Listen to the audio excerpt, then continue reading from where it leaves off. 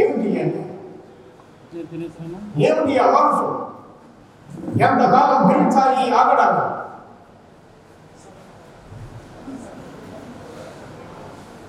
ఉక్కు పచ్చల ఆడపడుచుల జీవితాలు తమ ఉక్కు పాదాలతో పట్టి పాలిస్తున్న ఈ పురుషాధిక్య సమాజానికి పసి వాడని ఆ పసి పందులు జీవితాలను బలి కావాల్సిందేనా? నిరంతరం అన్యాయం వక్రమార్గం భరిస్తూ చిత్రహింసలు అనుభవిస్తూ జీవితాలతో పట్టు బానిసలా పడి ఉండాల్సిందేనా? వద్దు. అలా చిత్రహింసలు అనుభవిస్తూ జీవితాలతో కృషించి నశించిపోయే కంటే హక్కుల సాధన పోరాటంలో అంతరించిపోవడమే కొంత గౌరవం. నేటి సమాజం వికృత సమస్యల విలయ తాండవకు రక్కసి కోరలకు చిక్కి ఊపిరి సాగక ఊపిరి వికిరణాడుతూ సౌబ్రతుల మధ్య పరపూపిరితో గుట్టు మిట్టాడుతోంది. వారిని సంరక్షించే బాధ్యత స్వయంగా నా భుజస్కంధాలపై చెప్పుకున్నారు. కొందరు స్వార్థపరులు తమ స్వప్రయోజనాల కోసం వింత వింత ఆచారాలను విన్నూరపు సంప్రదాయాలను సృష్టించి బానిస ప్రజలపై వాటిని బలవంతంగా ఉంది ఒక బానిస సమాజాన్ని తయారు చేశారు. కుట్రలు, కుతంత్రాలు, మూఢనమ్మకాలతో వారికి విద్యను దూరం చేసి కట్టు బానిసల్లా మార్చి వారిని తమ చుట్టూ తిప్పుకుంటున్నారు. విద్య అందరికీ అంతని ద్రాక్ష అయింది. దేవుళ్ళు దెయ్యాల పేరుతో ప్రజలను వంచి వారి నమ్మకాలను సొమ్ము చేసుకుంటున్నారు. కొందరు మంత్ర మంత్రాల పేరిట ప్రజలను భయభ్రాంతులకు గురి చేసి వారి నుండి బలవంతంగా సొమ్ము తలుపుకుంటున్నారు మరికొందరు. అవే మాటలతో ప్రజలను మభ్యపెడుతున్న ఒక మంత్రగాడిని నాకు ఒక దయ్యాన్ని చూపించు, నీ మాటలు నమ్ముతాను అంటే ఆదివారం అమావాస్య నాడు అర్ధరాత్రి శ్మశానానికి చూపిస్తాను అన్నాడు. రాత్రంతా వేచి ఉన్న ఒక్క దెయ్యాన్ని కూడా చూపించలేకపోయాడు. అర్ధరాత్రి శ్మశానం అంటే భయపడతాననుకున్నాడు పాపం.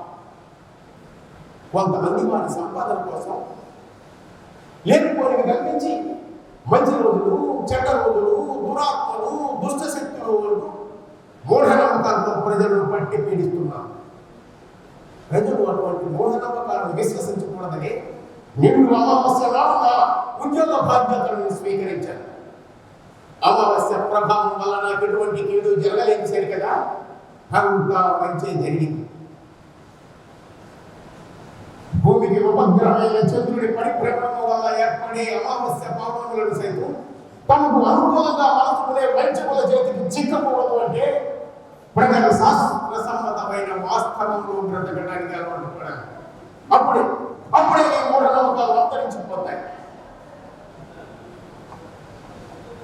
నమ్మకం మనిషిని అభివృద్ధి వైపు ప్రయత్నింపజేస్తే మూఢనమ్మకం అధపాతాళానికి ఈడ్చి వేస్తుంది. మతం పేరుకి జరుగుతున్న మోసాలను నేను నిర్ధారణగా ఖండిస్తాను. కులమతాల పేరుతో ప్రజల మధ్య హెచ్చుతగ్గులు ఉండకూడదు.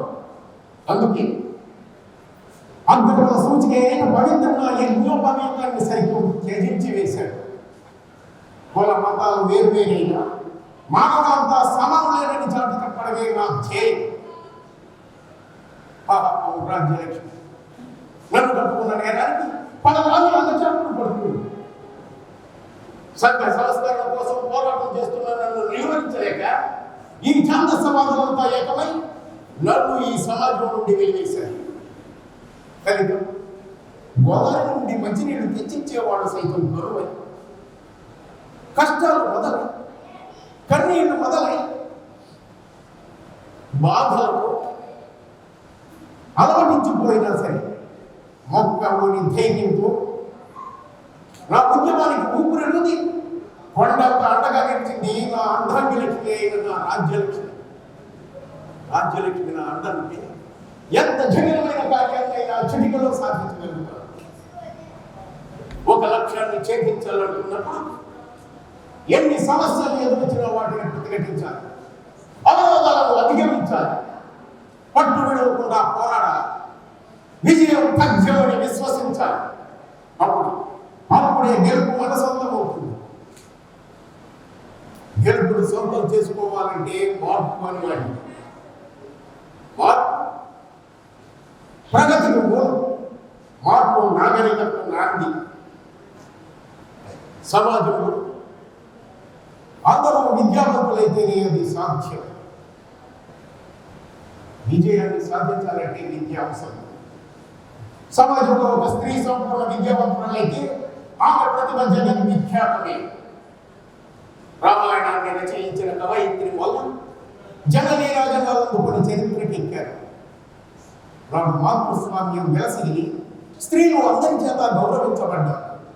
స్త్రీలు గౌరవించబడినంత కాలం దేశం అన్ని రంగాలలోనూ సస్యశ్యామలంగా సురక్షితంగా అగ్రగామిగా కొనసాగుతుంది. అది మారి స్త్రీని బానిసగా చూడడం మొదలైతే ఆ దేశ ప్రగతి అధపాతాళానికి దిగజారిపోతుంది. పురుషుడు స్త్రీని తన చెప్పు చెత్తల్లో పెట్టుకోవడం కోసం, తన ఆధిపత్యాన్ని చాటుకోవడం కోసం ఆమెను నిరక్షరాస్యం చేసి బానిసగా తన చేత కింద వాడుకోవడం చాలా బాధాకరం. బాల్య వివాహాల పేరిట బాలికల జీవితాలను వెలుగుతున్నాము. ఇది అత్యంత దారుణమైన దురాచారం. దీనివల్ల చిన్నారులు బాపురానికి రాకముందే రాలిపోతున్న ముసలి భర్తల కారణంగా కాలిపోతున్న చిన్నారుల జీవితాలు వారిని బలిపశువులుగా బలిపడుతున్నారు. ప్రపంచ జ్ఞానం తెలియకముందే సంసారిక జీవితం గడపకముందే పండు వెన్నెల వంటి వారి నిండు జీవితాలను వండుతున్న కట్టెల పాలు చేసి సతీ సహగమనం పేరుగా సర్దుకుపోమంటున్నాడు కొందరు. చిన్నారుల తలంలో తనివి తీరకముందే తలను మోడులు చేసి తెల్లని వస్త్రంలో చుట్టి మూలన కూర్చుండబెట్టి మొదటి జాతకురాలని తిట్టి వారి ఆత్మవిశ్వాసాన్ని తగుల పెట్టి వారి సుఖ సంతోషాలను దుగ్గిపాలు చేస్తున్నారు మరి కొందరు. సాంప్రదాయం అనే పెంపు చేతగాని కథలతో చాటుమాటు వ్యవహారాలను సైతం సమ్మతిస్తున్నారే తప్ప సక్రమంగా వివాహం జరిపించి వారికి పునర్జీవితాన్ని ప్రసాదించడానికి మాత్రం ససేమిగా అంగీకరించడం లేదు. బాల వితంతువుల జీవితాలను బలవంతంగా నిలిపేస్తున్నారే తప్ప వారికి సాయం చేయడానికి మాత్రం అంగీకరించడం లేదు. అందుకే సమాజంలోని కుట్రలను నాశనం చేయడం కోసం పంతం పట్టిన నన్ను మతశత్రువుగా భావించి అంతం చెయ్యడానికి పంతం పట్టారు ఈ మోహనా ఛాందస్ సవాలు. కుల మతాల ఒంపిలో పడి కుళ్ళి పంపబడుతున్న ఈ సమాజాన్ని సమూలంగా ప్రక్షాళన చేయడం కోసం గెలిపే లక్ష్యంగా అలుపెరుగని పోరాటం సాగిస్తానే తప్ప వాళ్ళ బెదిరింపులకు భయపడి ప్రాణవయంతో వెలగొండు వెళ్ళి ఉద్దంత పెండమైన వీరేశలింగం సనాతన ధర్మముకు సమర్థించుకుంటున్న ఈ పెద్దలను సూటిగా ప్రశ్నిస్తున్నారు. వయసుతో నిమిత్తం లేకుండా మగాడికి రెండో పెళ్లి చేసుకునే అర్హత ఉన్నప్పుడు బ్రతికే తెలియని బాల వితంతువులకు ఎందుకు లేదా హక్కు అని ఈ సమాజంలో మగాడికో న్యాయం, ఆడవారికో న్యాయం ఎందుకు అని ప్రశ్నిస్తున్నారు. న్యాయబద్ధమైన నా ప్రశ్నలు సూటిగా స్పష్టంగా సమాధానాలు చెప్పమని అడుగుతున్నారు. అలా చెప్పలేని పక్షాన ధర్మబద్ధమైన నా వాదనతో ఏకీభవించి బాల్య వివాహాలను రద్దు చేసి వితంతు వివాహాలను ప్రోత్సహించమంటున్నాను. బాల వితంతువులను ఆవహించిన ఈ గాఢాంధకారాన్ని తొలగించి వారి జీవితంలో వెలుగులు నింపమంటున్నాను. అవును, వివాహ వ్యవస్థలో మీరు మార్పులు రావాలి. పురుషులతో సమంగా స్త్రీలు కూడా రెండో పెళ్లి చేసుకునే అర్హత కావాలి. గద్దెరెడ్డికి శుద్ధులు వల్లించే ఓ పెద్దలారా అసలు వాస్తవాలను గుర్తెరగండి. కథలో ఏదో కూడా తెలియని దేవుడి కోసం కులాల పేరుతో కుట్రలు, మతాల పేరుతో మానవహోమాలను సాగిస్తూ ఆధిపత్యం కోసం కొట్టుకు తెస్తున్నారే. ఒక్క క్షణం వివేకంతో ఆలోచించండి.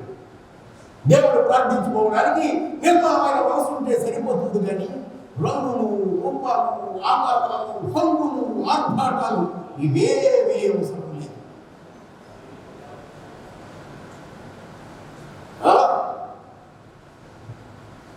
ఇవేవీ అవసరం లేదు. రాతి బొమ్మల్లో దేవుణ్ణి వెతుక్కుంటున్నాము నీతిమంతులారా. పసిపాపల్లో భగవంతుని దర్శించండి. మానవ సేవగా ఆచరించి తరించండి. పసిపాపల జీవితాల్లో వెలుగును నింపండి. ఛాందస స్వభావాలతో పాత తరం నన్ను ద్వేషించి నవతరం అభ్యుదయం కోసం అహరహరం శ్రమిస్తాను. అందుకోసం సభలు, సమావేశాలు, ఉపన్యాసాల కంటే నాటకమే పదునైన ఆయుధం. నేను అనుకున్నది సాధించడం కోసం నాటకాన్ని ఆయుధంగా ప్రయోగిస్తాను. అది సూటిగా, స్పష్టంగా ప్రజల హృదయాల్లోకి బలంగా చొచ్చుకుపోయి వారిని ఉత్సాహపరిచి, ఉత్తేజపరిచి వారిని ఆలోచింపజేస్తుంది. అందుకే 100 ఉపన్యాసాల ద్వారా సాధించే ఫలితాన్ని ఒక్క నాటకం ద్వారా సాధిస్తాను. అందుకోసం యువ సమాజంలోని యువకులందరినీ చేరదీసి ఐకమత్యంతో ఏకం చేస్తాను. నవ సమాజ నిర్మాతలుగా వారిని తయారు చేస్తాను. కోటి లింగాలు కొట్టుకుపోయినా నిలిచే ఉంటాడే వీరేశలింగమని నిరూపిస్తాను. అనుకున్నది సాధించాకే అస్తమిస్తాను. విజయం సాధించాకే మరణం వస్తాను.